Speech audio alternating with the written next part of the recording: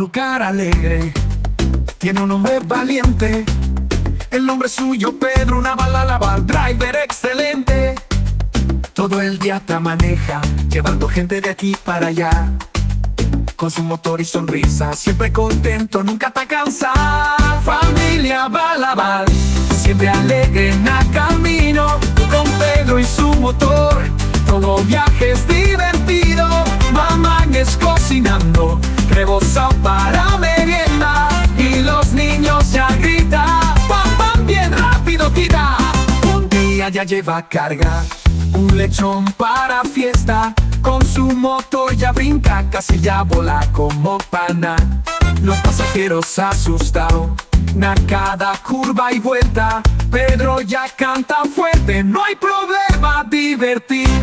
Familia Balaval, siempre alegre en el camino. Con Pedro y su motor, todo viaje es divertido. Mamá es cocinando, rebozado para merienda. Y los niños ya gritan, pam pam, bien rápido quita.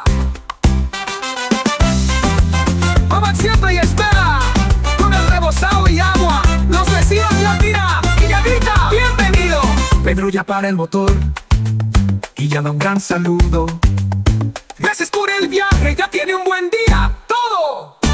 Familia Balaval, siempre alegre en el camino.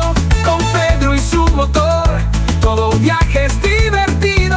Mamá es cocinando, rebozado para merienda. Y los niños ya gritan, papá bien rápido quita. Así es la vida de familia Balaval, con risas y aventuras no hay nada igual. En cada viaje nuevo un cuento ya nace. Con Pedro y su motor, siempre alegre en la paz.